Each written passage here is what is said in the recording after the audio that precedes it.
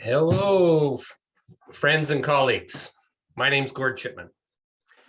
I'm the manager of Alkali Resource Management, and I am happy to have the honor to be the moderator for this presentation about dry belt Douglas-fir and what we are trying to do to manage it for resiliency. First off, let me give you a little bit of context to what this project's all about. So Alkali Resource Management is a forest company that is 100% owned by the Esk'etemc First Nation. The Esk'etemc have managed the lands for thousands of years, and they have a lot of knowledge on how to manage the forests. They've had forest tenures, and the first one started in 1985 when they first got a woodlot. And the Esk'etemc, in 2001, they established a community forest. And in 2016, they got the N2K First Nation woodland tenure. The Esk'etemc have successfully managed 3 different NERFL licenses as well. And all total, we at ARM, we manage about 80,000 hectares of dry belt Douglas-fir, which is only about 10% of the Esk'etemc traditional territory.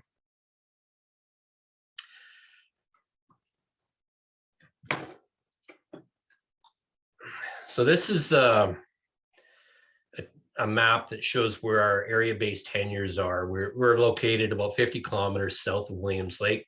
The area in black is the community forest. The area in brown is our First Nation woodland tenure. So for us, this all started back in 2017. 2017 was a game changer for the Esk'etemc. The community was evacuated for over 6 weeks that summer, and it was all because of the wildfires that were all around the community. In the fall of that year, the elders said that they've had enough. They demanded that we do something about it. So ARM started a wildfire risk management plan, which covered all of our area-based tenures. In the spring of 2018, we were asked to be part of a district plan to sort out how to manage the areas in the Caribou and the areas that have a lot of expectations, like mule deer winter range, old growth management areas, and still having a resilient forest. The idea that we cannot control the weather, but we can influence the conditions in the forest was the theme. That was the beginning of the adaptive management plan. But 2018 was another year of wildfires and interruptions. Esk'etemc was on evacuation alert for 3 weeks in 2018. That fall, after the smoke cleared, and even though many of us were dealing with PTSD, we began many meetings and tried to sort out the path forward to resiliency. By the summer of 2019, that group did not get much alignment. The problem was that we needed to change from a focus on tree level issues and shift the focus to a landscape level focus. So in the fall of 2019, that group disbanded in frustration. But we still needed to figure out how to move forward to protect our communities. And ARM was being held accountable by our shareholders, the Esk'etemc. In the fall of 2020, ARM applied for an exemption to the government action regulations to be able to operate in the mule deer winter range with the objective to create a resilient forest. This exemption was granted with conditions. So we started a new adaptive management team. That was created in 2021. And we're here today to discuss our project. We've been focusing on how to combine Western science with traditional knowledge. Please keep in mind that this project is a work in progress. We are breaking new ground. Sometimes it feels like 2 feet of snow with no bottom, but we feel the snow is starting to set up. Regardless of wildfires or the pandemic, it's been a very collaborative project. And we've attempted to meet every 2 weeks. Here we are, and as the title suggested, we've been adapting to new perspectives and interruptions that life brings our way. And we're here now, and we're probably at about step 2 of a 5-step process. We have 5 presenters that will outline the project over the next 40 minutes, and then we'll have 30 minutes for questions and answers. So I'll start it off now by handing it off to Travis Heckford. Okay, good day, everyone. Thank you for the introduction, Gord. I'm going to walk folks through like a broad brush overview of ecology in the interior Douglas-fir ecosystem. And this should set the tone for the system we're working in and what we're trying to achieve and where we intend to go with it. So next slide, please. So the IDF zone occupies roughly 5.5% of the province. It predominantly occurs in the southern interior of BC. It ranges from the Rocky Mountain Trench in the east, butting up to the wetter interior cedar hemlock zone and montane spruce at higher elevations. Moving west across the interior plateau and up the lower leeward slopes of the coast mountains. In the valleys of the central interior, it generally occurs above the drier Ponderosa pine zone, and along the Fraser and Chicolan rivers, it occurs adjacent to the bunchgrass zone. At the northern extent of the IDF, it adjoins to the colder SBS and SBPS ecosystems.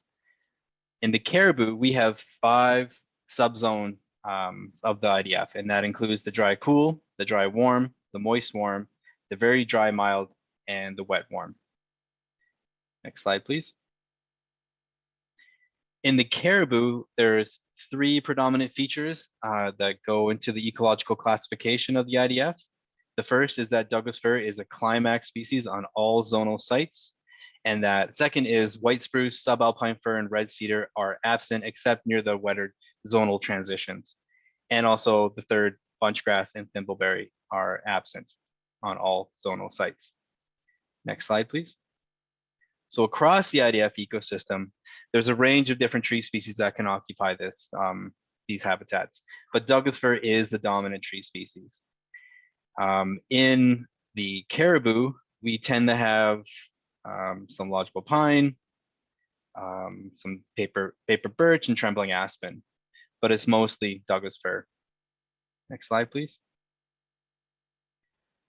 So the IDF provides a wide variety of habitat values for various different species, given the horizontal and vertical complexity of stand structure conditions, especially over different serial stages of progression.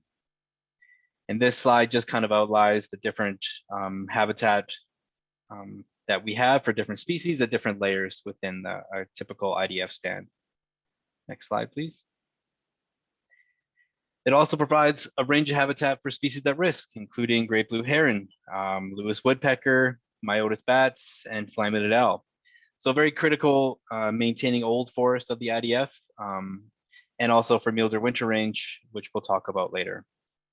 Next slide, please. So interior Douglas-fir or Rocky Mountain Douglas-fir is extremely adapted to fire. It has thick bark, which allows it to withstand fire. I think at 6 inches, it will withstand a 66-degree Fahrenheit fire, and it'll allow it to persist. And so extremely adapted. It can have deep roots to avoid root damage. The canopy tends to be open, uneven age, and allows the heat to escape from fires and allows it to tolerate fire really well. But I'll talk more briefly here. Next slide, please. So here is a simplified scenario of succession in the IDF. There are numerous trajectories or pathways a stand can take, and this is just to describe briefly a common pathway. So we tend to have uneven age open stands. They increase in density as recruitments come up from the understory, and then fire comes in and selectively removes some of these younger trees. And so fire tends to favor large trees, uneven age, patchy stands over time. The fire in this ecosystem is a low intensity or mixed severity fire that is a stand developmental process. Next slide, please. Fire selecting for these old trees means that old trees are the backbone of the IDF. There is lots of research out there to demonstrate how old trees structure, stands, and landscapes. So here on the left-hand side, we have diagram A, just showing hub trees as a brown circle and recruitments as green circles. And there are also regeneration zones for slides B or diagram B, and then the direction of nutrient transfer. So old trees have fungal associations in their roots that can transfer nutrients and water and buffer the impacts of drought and help facilitate recruitment of younger trees. So at a site level, we have three kind of different sites here: very dry, and moist, and we have different patterns of this feedback strength of nutrient and water transfer. So at a very dry site, we have a positive feedback immediate to old trees, and then that tends to dissipate as they go further away and then neutralizes at longer distances. In dry sites, it tends to be that positive feedback occurs at a short distance from the old trees, and then it tends to become negative and then dissipates with distance from an old tree. At moist sites, we tend to see that this is not a really limiting system or factor. And the pattern of feedback strength kind of oscillates as you move further away from a large tree. Next slide, please. So moving from the stand to the landscape, in the IDF, the mosaic is largely driven by fire, low intensity and mixed severity fire. These spatial patterns are influenced by stand structure, fuel distribution, soil moisture regimes, and topography, and this creates a fairly complex mosaic. Next slide, please. However, with fire suppression over the last 100 or so years, we've seen the stands and the landscapes change quite a bit. Fire used to occur every 15 to 25 years in low or mixed severity intensities, and its impact varied at different extents. But with fire suppression tactics and removal of cultural burning, we've seen an increase in stand density, and this leading to a buildup of ground and ladder fuels, which contribute to canopy fires in the IDF, which is outside of its natural range for disturbance patterns. Next slide, please. So I'm just going to touch briefly here on changes in fire regimes. Ecosystems are the product of their processes, and they produce patterns that are influenced the spatial patterns of landscape components. So a process to pattern relationship which feedbacks on itself. However, with the changes in fire suppression, we have changes in landscape structure, and this changes those processes, changes those patterns, and reduces the resiliency. And so the image on the right just shows some comparisons of past conditions versus current conditions, and looking at how those patterns, those spatial patterns of stands have changed. And so this is really important, and I'm going to hand it off to Jason to talk more about fire.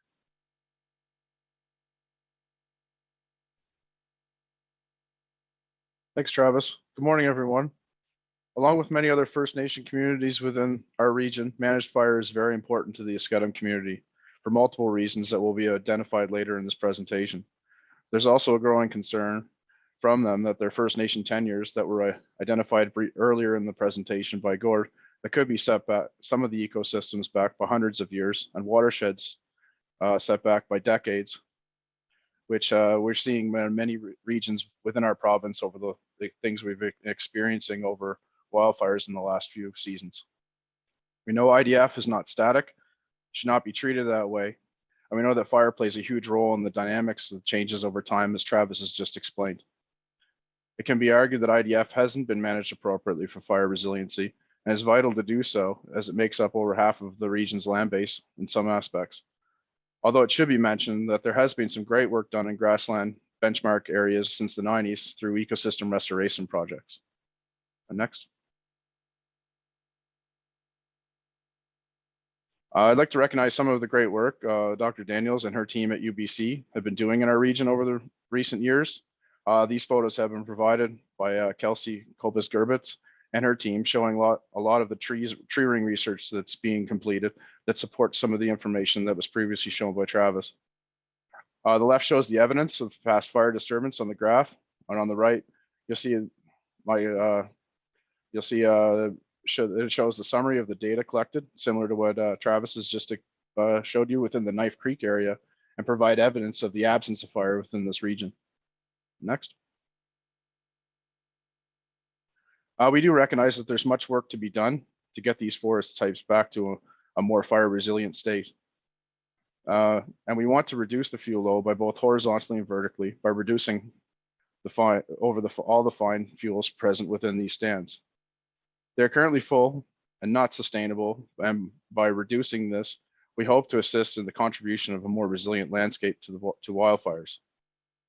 Using wildfire as a silviculture tool will allow to manage for a low, more moderate intensity fires, which is needed in these naturally disturbance-based ecosystems to prevent future high-intensity fires. By doing this, in turn, will protect other values that these stands provide. The results of the prescriptions, which will vary by treatment, will be discussed further in the presentation. Next. We are presenting this project, as Gord has alluded to, on what we know today, but there are many unknowns to the results of the project. We do want to ensure that the project is somewhat economical. We don't want to be in a position where the project is losing money. We also want the results to ensure that are maintaining habitat, and even better for the long term if the results enhance the stand long term. Managing for multiple values in the same piece of land can be challenging, and sometimes managing for all of them can be at the expense of one or more, or in some cases, like not managing for wildfires, has the potential to be at the expense of all values. Managing short term, but possibly at the risk of long term, we cannot afford catastrophic losses that may take generations to repair.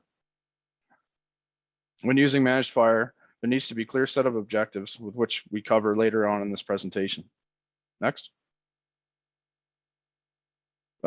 So this is a presentation I kind of wanted to go over with folks that are moving towards practicing prescribed fire in their tenures. Some of the older folks on this presentation will recognize that the days of acquiring a Section 52 exemption to implement prescribed fire, those days are over. Prescribed fire, to some degree, can be considered an industrial activity and should be treated as such.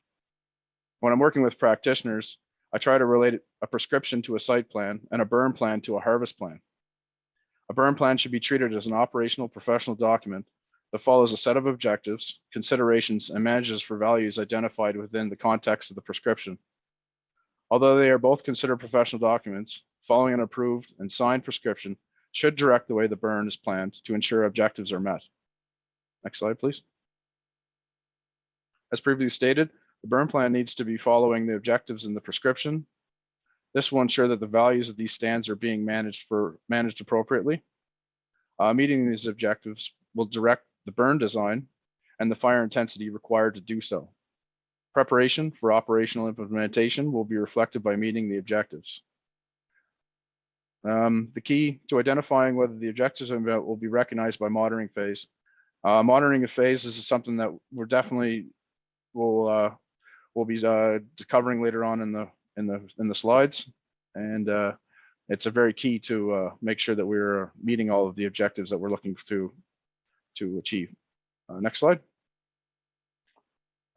These photos were taken from during a modified response from the past fire season within our Churn Creek protected area that shows in some cases wildfire can be good in the right places under the right conditions. Ironically, the prescribed fire was proposed within this protected area in the collaboration with BC Parks for habitat enhancement. The planning, design, and harvesting prescription for this project will attempt to create the right site conditions in each treatment unit for an understory burn to achieve the objectives that will be presented by my colleagues further in the presentation. Thank you very much for your time. I'll now pass over to Cheryl for her part in the presentation. Thanks, Jason, and good morning, everyone. I'm going to talk a bit this morning about the process the project team has taken to identify some of the questions we want to investigate through this adaptive management project and how we've begun to establish our study areas and monitoring plans. Next slide, please. So through the conversations amongst the group and through focused working sessions, we started to identify the list of topics and questions we were interested in investigating with this project. Some common themes started to show up through our discussions, and the top 5 questions are listed here in no order of priority. So firstly, we had a lot of conversations about understory vegetation species and hearing from Francis about concerns from his community that many of their important medicinal and cultural plant species weren't present where they had been in the past. We want to monitor how some of these species will respond to the treatments that we undertake. Secondly, we also want to observe how a variety of wildlife species will respond to the treatments across the project area. The third question, another common conversation amongst the team and that you just heard from Jason and Travis, was how we can reintroduce low intensity fire as a tool to maintain some of these stands, and how do we set up these stands through our treatments to support those burns to be successful. Fourth question, so to help improve resiliency across the project area, we also talked about how to begin to build back a landscape mosaic of stand types through the variety of treatments that we're discussing. And lastly, of course, discussions around the economics of these treatments. What do they cost, and how do we feed what we learned from this project back into the larger system to support further treatment activities happening across the landscape? Next slide, please. As Gord referenced in his introduction, Alkali Resource Management identified early in the project that their operating area contains mule deer winter range, and that they were interested in looking at treatments in these areas to address risk and build resiliency. The Cariboo region has legally designated mule deer winter range orders, spatially identified, as you can see, with the yellow polygons on the map on the screen, running through much of the interior of the region. Fuel reduction and thinning treatments are compatible with and encouraged to help achieve mule deer winter range objectives and address high-risk areas. So to investigate just what those treatments need to look like for the variety of stand conditions in the project area, exemptions to components of the order were received for the project area and allowed us to get to work. Next slide, please. So how did we start to identify the treatment areas? ARM had already been working with LiDAR data for their area and had undertaken stand classification work, as you can see on the screen here. The stands are classified into 17 different types. The project team looked at this mapping and began to focus in on stand types 11 and 17. Stand type 11 is the dark green that you can see across much of the project area, and then type 17 is the more orange color. These types of stands are common across ARM's operating area and are of interest to everyone involved in moving them from their current state towards a more resilient, healthy condition. Both stand type 11 and 17 have a harvest history in the project area. Much of these stands were diameter limit cut in the past, leaving them with a dense understory and low volumes in the larger, older trees. Next slide. So these just show generalized descriptions of the stand type 11 and 17. Really want to identify that high density of small stems on both graphs. Julian will show you some pictures in his slides in a minute of what these stands actually look like to help better visualize how they currently look. Many of the stands across the project area have also had some level of pre-commercial thinning in the past, but it's quite obvious when you're out on the ground in these stands that further treatments to address the overstocked understory is needed to open up the stand, address wildfire risk and overall resiliency, and improve a number of values, including habitat. Next slide, please. So after looking at the stand type, mapping overlaid with ARM's proposed and planned areas, on-the-ground verification was completed to decide on treatment units. The team got out a number of times to look at the variety of stands and conditions, and a lot of learning and sharing occurred throughout those field trips. In order that the results of the treatments could be compared between sites, we worked to ensure that all the units would be starting from a similar stand condition. Existing cruise data was reviewed and new cruises were conducted in order to compare between sites and decide on the best locations. This past fall and early winter, these three separate study areas were decided upon. All three areas are currently in stand type 11. We'll be looking at identifying and treating stand type 17 in future years of the project. So as you can see on the map here, each replicate contains 3 units. 2 of them will be 20 hectare treatment units, and a third will be a 20 hectare untreated control area. The prescriptions completed in the 2 treatment units will be different from each other so that we can compare the different approaches and see what the outcomes are, and then compare those as well to the control, which will be untreated. Transects have been established through each unit. Transects are about 750 meters long, with 30 sample sites spaced 25 meters apart along the transect. Pre-treatment stand data collection has been completed at each of the sample locations along the transects, with layer 1 data collected as well as layer 2 and 3 data collected via fixed area plots. Photo points have also been established at each sample site along the transect. And so the stand structure data is now being used to develop prescriptions for treatments to begin next fall and winter. Next slide, please. So now looking back at a couple of the questions that I'd highlighted earlier, we're starting to develop monitoring plans for a few of these. As I said, we heard from Francis and Julian that their community was observing some important medicinal and cultural plants not being present across the landscape as they had been in the past. In order to look at how these species respond to the treatments, vegetation plots will be established this spring and pre-treatment data collection will be completed. During plot establishment and pre-cruising efforts before treatments, where areas of these important species are identified, the site will also be GPS marked, staked, and ribboned to prevent any future disturbance to these important species. Post-treatment monitoring will also be conducted to observe over time how these plants respond to treatment and whether further action is required. Next slide, please. So the other question regarding how treatments may affect wildlife use of the area will be looked at through winter wildlife track and snow depth measurements. Surveys are being conducted along the transects this winter after snowfall events to identify the variety of wildlife tracks using the area, as well as taking snow depth measurements to observe how the area may be used differently by different animals depending on snow depths. Open snow depth measurements are also collected as a comparison to the forested stands. Camera traps have also been established along the transects and in the treatment areas to look at different wildlife use. Post-treatment monitoring will be conducted to observe over time the response of wildlife to the different treatments and in comparison to the control units. Next slide, please. Questions surrounding fuel management have also been discussed amongst the project team. An objective of the treatments are to reduce wildfire risk. However, there's also that objective to reintroduce low intensity fire to these stands. If treatments include reductions in fuels, how much needs to be left behind in order that prescribed burns can be successfully used? And how will treatments affect fuel overall?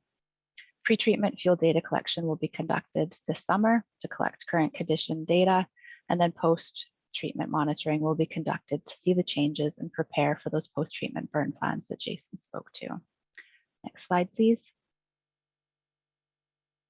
Something we can speak to more during the question period, but there are a lot of questions that can be looked at through this project that our team either hasn't thought of yet or that we haven't had the resources to address. We've drawn in a number of different experts from a range of different fields to talk to our team and really helped us to get us to where we are now. But I think there's a lot of opportunity for further research and learnings to come from this project. So if anyone's interested in chatting further regarding research ideas or collaboration, please don't hesitate to reach out to any of the project members presenting today. So with that, I'll pass it over to Julian Paul to talk more about the development of this project. Good shame, Cheryl. Wake everyone. I'm Julian Paul, and I'm going to go over my role as the development lead for the Adaptive Management Committee. Next slide, please. So Esk'etemc forest tenures are in the Douglas dry belt. We almost exclusively harvest in these dry belt stands, and we're faced with various challenges within these stands because they've been high grade harvested and haven't had fire in the last 100 years. This has caused stands to accumulate large amounts of fuel on the ground as well as ladder fuels. So with a combination of fuel loading and the competition, this has left the stands being susceptible to crown fires as well as insects and pathogens. And these are all things we've seen increase in recent years. A lot of our area is also constrained by mildew winter range old growth management area. So this has also prevented management in these dense stands, aside from for beetle salvage harvesting. Next slide, please. I'll go over ARM's current harvesting. So to try get stands out of their stagnant states they've been in, we've been using partial cutting, ranging from the 30 to 50% removal of conifers. And our cut is mostly focused on DBH range between 20 to 55 centimeter DBH. This leaves most stands stocked, and it leaves the stands with some old growth characteristics, just meaning that we're leaving some of the bigger trees in the stand. To some degree, it also lowers fuel levels and breaks up the continuous crowns and the ladder field connectivity. Next slide, please. So I've always had fire as an unofficial part of my management goals. I have organized multiple cutting permits near communities and upgrade certain road systems to allow for easy access in the event of a fire. We'll be able to access the fire and burn off from our blocks, or we'll be able to access certain water sources. I didn't put all the blocks we have in our area on the map, but you can see that we have quite a few cut blocks near a lake in the north there and near our community. And this is currently how ARM tries to work around some of the challenges. Yeah, sorry, Gord, next slide. So this is how we've tried to address the problems with our regular cutting permit development. However, it doesn't address problems presented by the stands, and it sets us up for being reactive instead of addressing the stand issues. So in 2020, we took part in the Adaptive Management Committee, and we focused on areas that were high risk for high intensity wildfires. In 2018, this included some of the starting projects like the egress route along the Dog Creek Road, Chimney Lake Road, and Enterprise Road. We did a combination of harvesting and treatment to the blocks we laid out. And this included mechanical harvesting, spacing, piling, pruning, and pile burning in these blocks. And when 2020 rolled around and the program was started up again, we focused on an area at Chimney Lake. And we picked out blocks from cutting permits that ARM already had developed in their area. And we also laid out permits for the program. Blocks were selected with a combination of using LiDAR data and field assessments. And the LiDAR data told us that what stand types were within our area, which ones were common. So when we got out and ground truth the stands, we found that stand type 11 and 17 were most common. And as Cheryl mentioned before. Next slide, please. So stand type 11, I'll go over some of the characteristics of them. I have them shown there on the map. So stand type 11 is is kind of the pinkish, almost white color on the map on the left. These stands are low volume, between 40 and 80 meters cubed, and they have a dense understory most often. And some of these stands have been spaced as well up into the 1990s, up until the present. And these stands are very common throughout Esk'etemc tenured areas. And stand type 17 is kind of the orange peachy color on the map on the left. And these stands are most often, they have higher volume levels, 100 meters cubed plus. These stands are also common in our Mulder winter range and Ogma areas that are constrained. And these stands haven't seen much management other than for beetle salvage harvesting. And currently we have study sites set up into the stand type 11s. And we will set up stand type 17 this summer and this fall. Next slide, please. So this is kind of a visual representation of the stand types. So on the left, we have stand type 11. This is a very low volume stand that's been spaced before. And stand type 17, we have on the right side, higher volume, very dense understory. This is also in Ogma. Next slide. So I worked with the adaptive management team to pick and develop blocks that met the criteria for the study sites. Blocks were picked out based on stand characteristics common in our licensed area, and that happened to be stand type 11 and 17. I had our technicians amend the blocks as needed, and the data collection team laid out the study grids described by Cheryl and Travis. We haven't done any harvesting in the study areas yet, but we are in the beginning stages of harvesting right now, or prescription writing right now, and we want to try different stand spacing. So like uniform versus clumpy spacing. We also want to track stand and vegetation responses to harvesting treatment and implementing fire onto the stand.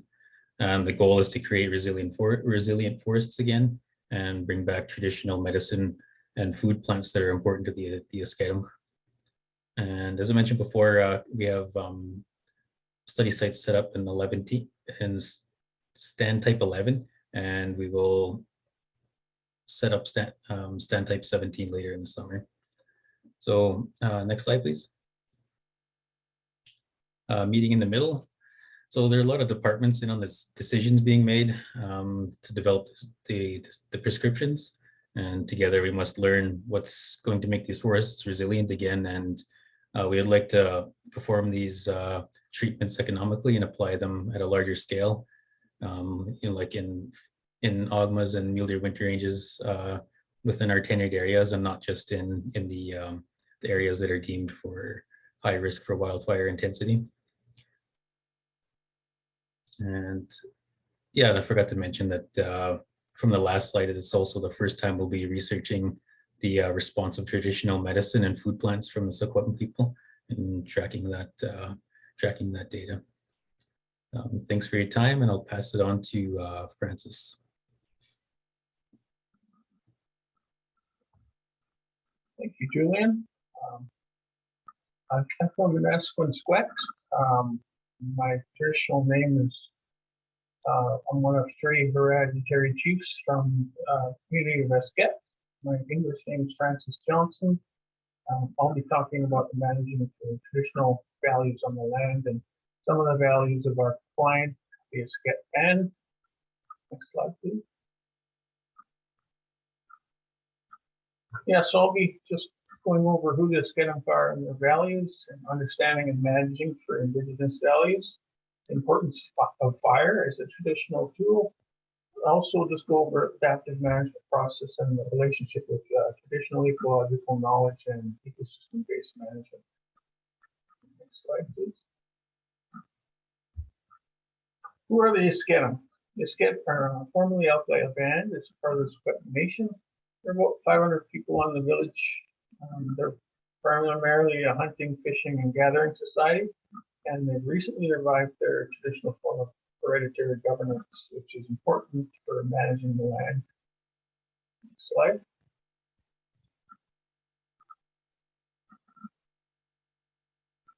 So the Esk'etemc recently stood up their hereditary chiefs and their traditional form of traditional governance, and you can see there's family representatives from all the different families in the community. It is a matriarchal society, and the women and the grandmothers were the knowledge keepers, and they're the ones that traditionally appointed the chiefs and all the head people of our society. You can click it once more. There's also headmen on the outside. As you can see, we have a fire chief, a hunting chief, and a fishing chief, and chief of dances, spiritual chief, range chief, peace board chief. So, in our valley, close to the Fraser River here, there are close to 10,000 people. So all the resources had to be managed intensely. All the different plants, were cultivated with fire. And so all the different berry patches and medicinal plants and food plants had to be managed very intensely as well. Next slide, please. So traditional fire was pretty important to the Esk'etemc. They traditionally had a fire headman, and this person would have been a spiritual person who would have been, a holy person that would fast and pray, and they would. This firekeeper logo is based on one of our traditions that the related woodpecker was used to help control the wind on fires, and they were able to burn yearly and as they left, their hunting grounds.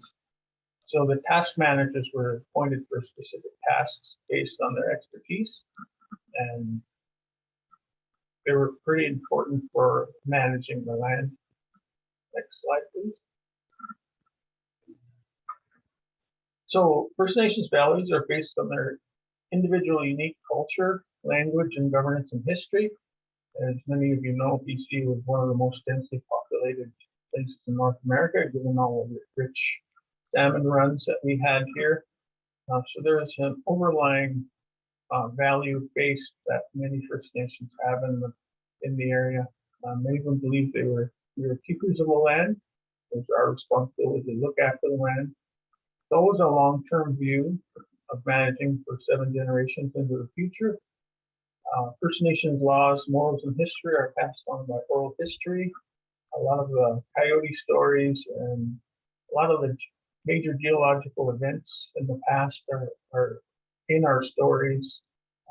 There's a coyote story when coyote broke the dam, the glacial lakes in 12,000 years ago, and there's a coyote story talking about that. I went over the historical intense land management required. We also required diverse ecosystems. So we moved about the land, collecting plants and medicines from the different biogeoclimatic zones in the area. There's also a deep spiritual connection to Mother Earth through language and culture. So a lot of our management, our people did ceremonies in, like before they put fire on the land, they would do ceremonies, or before they took salmon out of the river, they would do first fish ceremonies, and so there was a really higher connection to the Creator. Next slide. So a lot of our management comes from elders. We often have them come into the office, or some of them were on our board of directors. And so we really listened to some of their accounts of what the land looked like. One of them told us that the forests were so open that we were able to ride a horse through the forest from here to Chimney Lake without stepping over trees or going through thick brush. Another elder told us there were no trees in the Esk'etemc Valley, only grasses, and that they were burning every other year or every year to remove and stop encroachment of trees. Another big one that we got from the elder women was that they used to pick berries. There were blueberry patches up in the meadows that they weren't able to pick from, and they always ask how come they don't grow there anymore. And that's some of the questions that we'll be trying to answer in this project. Also, fire is a big thing in this area. Historically, in the springtime, fire was burned up to snow levels as the snow receded. In the fall, when hunters left their hunting camps, they would often light fires as they left. Next slide, please. So I just want to go over traditional ecological knowledge. It's also called indigenous ecological knowledge. For this project, we've been just calling traditional ecological knowledge, and it's based on the science of natural law, using observation, reasoning, local experience, and is influenced by a culture, and spirituality, and the worldview that our ecosystems are related and interconnected. Traditional ecological knowledge can be gained through cultural immersion and direct experience over time. And we have people in the community who work with the band who are white, but also have been with the community not long enough that people start calling them elders as well, because they've learned some of our medicines and knowledge, and they're highly regarded. So, also, examples include traditional use of plants and food for medicinal purposes. The band provided us a list of traditional names with the Esk'etemc names, also the English names on plants that they wanted us to manage for. They also, the use of fire to increase productive grasslands and forests and increase for yields for cultivated plants. Okay, next slide. Just want to talk a little bit about ecosystem-based management. The definition that I have is PBM approach emphasizes the health and resiliency of the entire forest community, which in turn provides goods and services for the benefit of society. PBM is consistent with First Nations views of the interconnections of a forest ecosystem. And, but there's also a spiritual connection, and it's something unique, I think, in First Nations. It's maybe outside the scope of BBM, but I think it should be mentioned that it's been used in this project. Next slide. So some lessons to date. Like Gord said, we're fairly earlier on in the project, but at the beginning, just obtaining higher level support from government. I think we had to communicate what the project was about and get buy-in and support. Working within policy and exemptions has been a challenge because you have to weigh so many different values, weighing fire and traditional uses on the land. So we found that it was more complicated than we thought. Also, availability and resources. ARM and the government as well is challenged with how much time we can put into these projects. A few learnables. We've gained a better understanding of all values, and we've shared expertise. So we've got so many different professionals that have great expertise in different areas that we're learning, and the field tours are very they're always good discussions, and I've been learning something every time I go into the field. Also, we're increasing our scope of practice, and we're managing forests using modern science, traditional ecological knowledge, and ecosystem-based management. So with that, I'll pass it on back to Gord.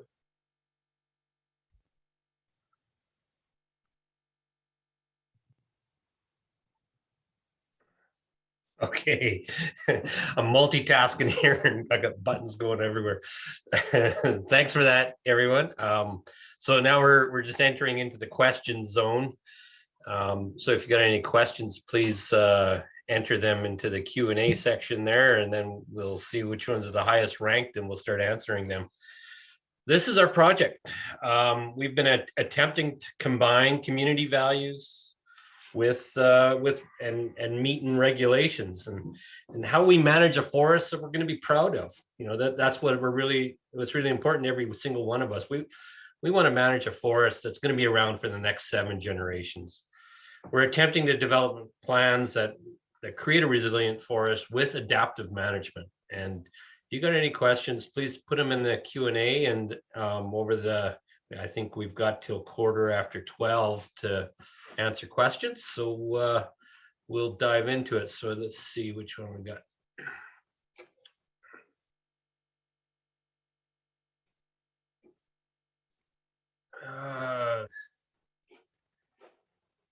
Cheryl, how would you like to answer the first question about that Rob Barta asked? How will recent old growth deferral areas impact management of the IDF stands and the fuel reduction treatments? Sure, I can take a stab at that. The old growth deferral piece is probably a presentation in itself that would be of value to this group at some point. But the old growth deferrals are intended as a short-term deferral for protection of those areas that technical advisory panel has identified as of high risk. During this next few years, while government to government discussions start to happen on a longer term strategy for old growth management. So they shouldn't be a hindrance as the 2-year deferral piece. It was something that we definitely looked at with this project. And as it turned out, once our study areas were identified, the mapping came out from the province about the same time, and our areas didn't overlap with any of the deferrals. Had they, I think it would have been a conversation with Esk'etemc Chief and Council and their decisions on whether those deferrals are going to go into place in their areas or not. But they are just that temporary measure and shouldn't. I guess if it was overlap with our project area, we'd have to have that conversation and some ground verification to see what the stands actually look like and what treatments can happen in them. Some of those stands do need treatment in the Esk'etemc area, so there would have to be more conversation that way. Great, thanks, Cheryl. Yeah, and as the whole context of an adaptive project, is interesting now. These old growth deferral areas just sort of landed on our lap there back in November, December, and that was a question we were asking: how are we going to deal with these things? So I hope that answered your question, Rob. I guess the next one, Ron asked a question here. Maybe Jay, you can answer this. Thoughts on the cost of a managed fire regime throughout the province relative to the cost of fire control? Would the cost of managed fire regime be reasonably funded by anticipated fire control budgets? The transfer of fire control dollars to management activities? That's a big question there, Jay. Yeah, I was the first one that came in and it caught my eye, obviously. The first thing that came to my mind on that one was I don't remember how the old saying goes, but $1 spent on prevention is, a couple dollars spent on is saved on suppression. I recently watched a presentation from Northwest United States, I believe, and they weren't just talking about the cost of the suppression, but the secondary, tertiary costs, the socioeconomics, when we talk about cost of fire, and you see these reports that come out annually, there's a lot outside of that's not accounted for, and even some of the conversations and presentations from yesterday were even alluding to that psychological aspect on the community, right? That, yeah, I don't even know if you could put a dollar value on, but I'm not trying to skirt the question, Ron. I think that I believe in that. I think that the province believes in that, and I know that there's a lot of efforts going in with our wildfire risk reduction treatment. The efforts being made to ramp up our prescribed fire program moving forward, and our collaboration with a number of folks like our First Nation communities and other stakeholders in the province. So I look forward to these initiatives, and I think that there's a lot of buy-in and recognizing the fact that there's a lot to invest in prevention in order to try to mitigate these fire suppression costs. Great, thanks, Jay. So the next highest ranked question we've got here is from Chris Latela. He's maybe I'll throw this one towards you, Francis. Are the tenure types amiable to achieving the intended management objectives? Can you speak to how stocking standards may need to be altered to maintain long-term resiliency objectives while maintaining a productive working forest? Well, that's a big question. I think the first thing is, there need to be changes in the WUI stocking standards. I know in our area they're working on them. I think having an area-based tenure, our community forest, and our N2K First Nation woodland license. The way I look at it is, I have managing an area-based tenure. I guess the acceptable level for losing areas to fire versus having fuel breaks on the landscape that we can manage into areas, like a let it burn strategy. I think those things that's what I've thought of right now, but I can't really answer the rest of it. Quite a bit in that question. Okay, thanks, Francis. So the next one I got here, thank you for the great information. Along with prescribed burns, what forestry management tools do you think we could be applying within dry belt fir to achieve the goal of bringing them to their historic conditions? I wonder, Travis, if you might be interested in trying to answer that one. Sure, I can take a stab at it. So simply put, probably a light thinning. just to remove some of those dense regeneration pockets that we have, reduce the ground and ladder fuels. But really bringing prescribed fire back is a central focus, right? We want to have those trees invest in tactics or traits that make them resilient to fire in the future. And yeah, and then set up the stand so it's not so dense so that it can deal with these things in different ways and have it spatially arranged so that it can deal with fire at a landscape level. But otherwise, I don't know, maybe are there other management tools that others are thinking about in this group?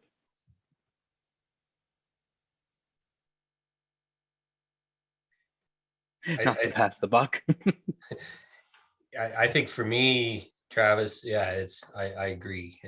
Thinning, managing the density of the stands. It's all about managing how much biomass is out there and how much fuel are we leaving for the next heat dome and the next fire season is what it all really comes down to for me. Yeah. Okay. Next question. How are you dealing with root disease and blowdown in a partial cut forest? I wonder, Julian, if you might want to shoot at that one. Yeah, sure, I can give it a go. We're pretty lucky in our area. We haven't had too much of a problem of root disease. We've only had one area identified that I know of that we had root disease on, and I know we were in discussions of doing stumping and everything there, but a lot of our permits that we have developed right now don't necessarily have that as a issue on the whole land base. Just trying to find the question here. Unless Gord, you can repeat it for me. Oh, sorry, I already clicked here.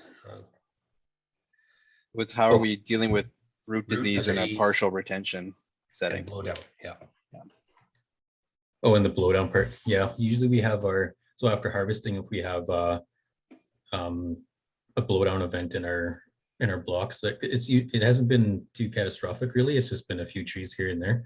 So we've been sending our small scale logger to those areas just to take out any blowdown. We try to get them out typically before the bark beetle hits them if they're in the area. And yeah, that's how we've dealt with blowdown. We're pretty lucky. Like there's not a whole lot of wind activity here. We're in a pretty flat area, and most of the wind comes off of the Fraser, and a lot of our permits are kind of far away from the Fraser Valley. So we don't have a whole lot of wind activity here. Okay, thanks, Julian. Got a question here. Do these tenures have modified stocking standards to achieve fuel management and cultural values? I wonder, Francis, you sort of answered this question on a previous question, but I wonder if you want to take a shot at that. So do these tenures have modified stocking standards to achieve fuel management and cultural values?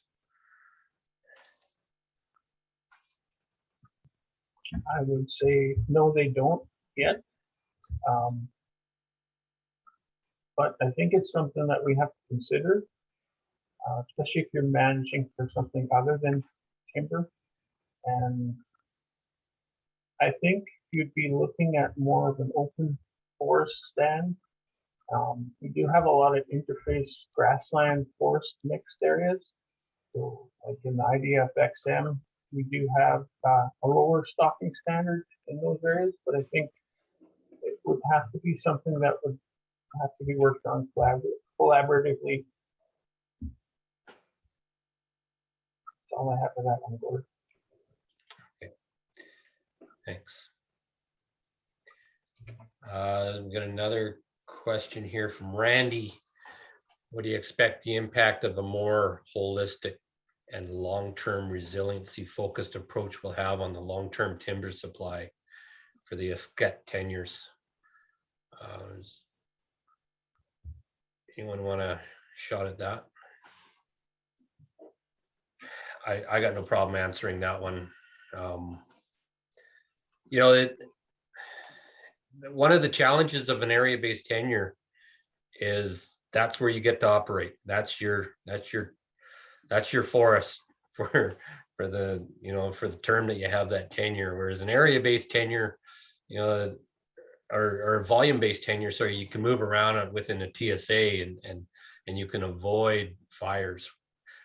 We don't have that option in our area-based tenure. We have to manage it, and if we don't, we're going to suffer the consequences of not managing it. And if we lose it to a wildfire, which, you know, if the past is any indication of the future, chances are we're going to see a mega fire in our area-based tenures, and then we will have all kinds of repercussions. So we think with our resiliency-based approach, it will get to more managed stands, more intensively managed stands, which we hope will be somewhat manageable when a fire comes.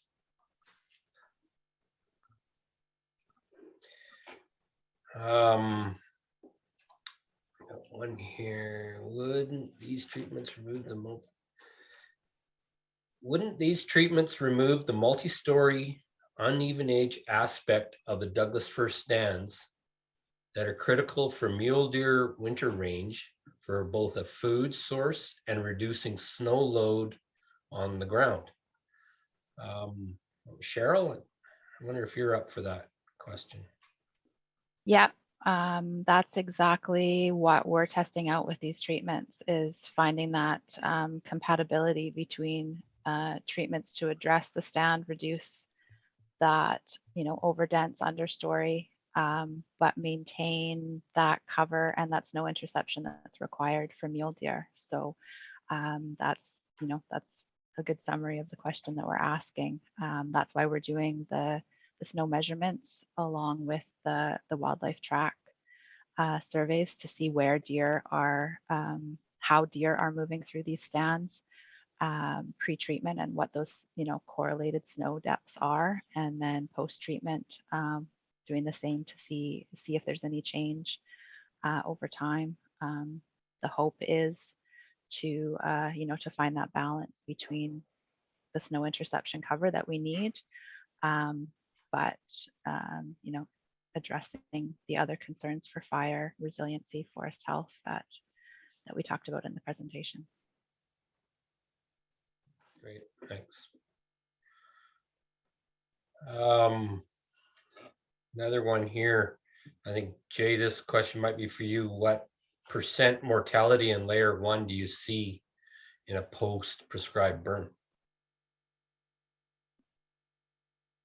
I suppose an easy skirt on that one would be say it depends on the prescription and what the objectives are.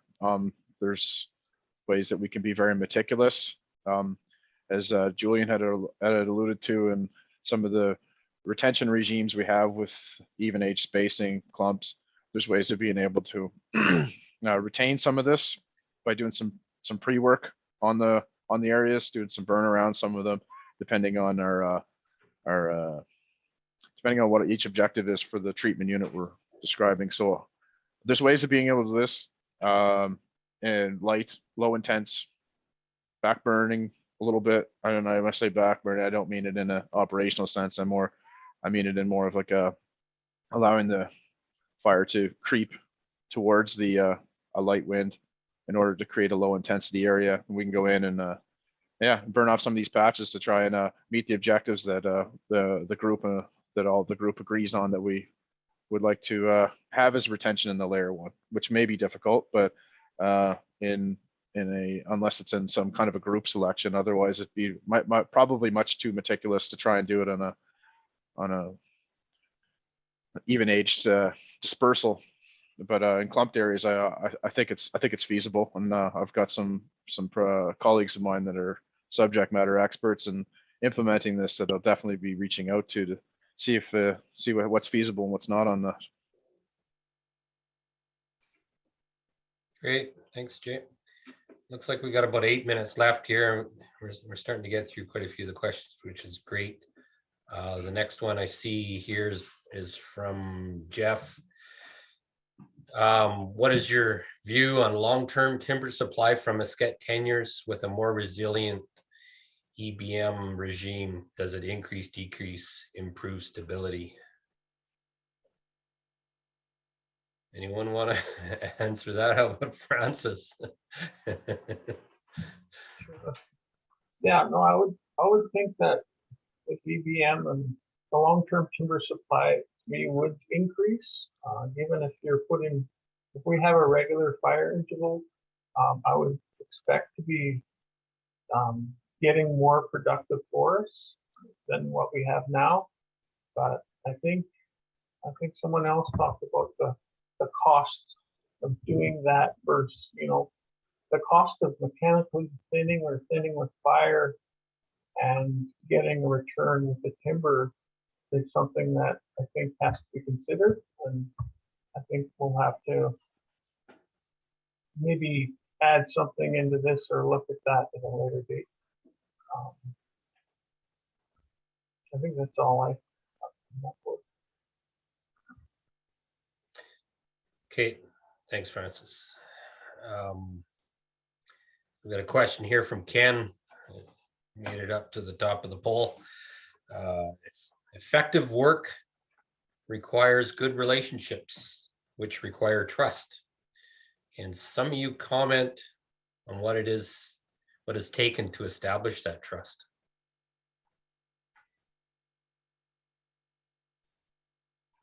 Anyone want to tackle that one? I'll kick it off for you. I think establishing that amongst the group was that we all want to see that we all have a common goal of what we want to see. We all want to see a resilient, healthy forest, and so I think having a similar passion for what we want to see at the end, it kind of allowed us to work together on and to, I guess, work on maybe, I wouldn't say conflicting values that we represent as a group, but trying to balance or manage the values that are important to the land base. But I think that common goal was probably the best put forward for us as coming together as a team. I'll just add on to that. I think it takes time. We're a year and a bit into this. And I personally, I think, and probably others would say the same, that trust builds over that time. When meetings are held, everybody shows up fully ready and prepared and engaged in the conversation. There's been, other than the challenges with COVID and wildfires this past summer when we were all being pulled in a million directions, everybody's just fully come to the table ready to jump in and move forward. So that's been built over time, and makes you feel good coming back to the table every couple weeks as well, because everybody's committed to this project. I could add also, we did have a prescribed burn where we had our fire headmen and BC Wildfire Service staff come out and government staff come out to witness the ceremony. And some of our elder women and elders were on the site. And I think that was a big relationship building thing that the group did. And it was really showing that trust, especially some of the bad things that happened in the past where the BC Wildfire Service staff in the 90s or even 80s had stopped some traditional burning up in the meadows where people were managing their hay fields and their really swamp grass. And I think there was some apologies and there was I guess some closure for some of our elders, and that trust was starting to build, that there was a collaboration between BC Wildfire Service arm and the ministry staff. Yeah, it's definitely an important question, and it's really without the trust, it's hard to move forward and to communicate with each other, and so that it is a big issue for sure. Just getting people to meet regularly every 2 weeks, I think has been part of that, and people committed to the process. Okay, let's see if Chris has made it up to the top yet. Oh no, Jeff is a little bit higher again. Jeff asked a question here. So far, many of the WUI-based treatments are extremely cost prohibitive and likely unfeasible in a broader landscape scale. Do you believe there is a path forward where the cost of these treatments can be offset by economic yields associated with fiber extracted to market? I suppose I'll kick that one. I think there is. I think obviously there's some work to be done for stumpage appraisal recognition for that. But also listening to one of the responses from yesterday's presentation as well, I tended to agree with the comment that was made that I think if we're getting this meticulous, and there is a place for government at some point to be balancing that with either assist on the back end or to provide some kind of a appraisal deduction for additional work, and having that recorded and captured and having it as a fair balance to the work that needs to be done. I think it's possible. I think in the current regime we have, I think government efforts on the back end is required, even at that landscape level. As you can see, I mean, as Jeff alluded to in his question, this is the kind of activities that you're seeing in the wildland urban interface at this time, as the economic issues with the additional efforts that need to be made to meet the objectives that are being looked for in these stands. I hope that answers it, Gord, the best I can anyways. Also, if I could chime in, we've got some direct examples, Jeff, where we've had to shut down projects that we've had in our First Nations woodland license where it was just not economical. The level of removal in the winter range areas just wasn't economical, and I think we could still do hand treatments on some of these areas, but yeah, I think also if we could somehow recognize understory burning, I know it's might be a long way off, but I think that's something I think would be a form of stand tending that would be nice to be recognized in the appraisal. Yeah, one other thing I want to put in there is it all depends on how much West Fraser's going to pay for the wood too, right? But anyway, too bad we can't have a rebuttal of that. Okay, Chris's question. Chris asked a question here. Are there any plans to monitor the cumulative effects of water quality? Wonder if Julian or Cheryl might have any insights into that. I can start off. It's kind of a recent thing that's been something new for us to monitor, and I think it would be a joint thing with the band. Currently, we don't have anybody at ARM that would do it, but we have a couple people with the band that do all the water quality checks for all the sources of water around the community. So I think it would be like a joint thing with the band to monitor that. I was just given a prompt that we're coming to the end of our time here too. So does anyone have any last points to make about that? No, I just refer back to the point on collaboration. And if anyone has thoughts like that or expertise in those areas that they'd be interested in connecting with us, please do.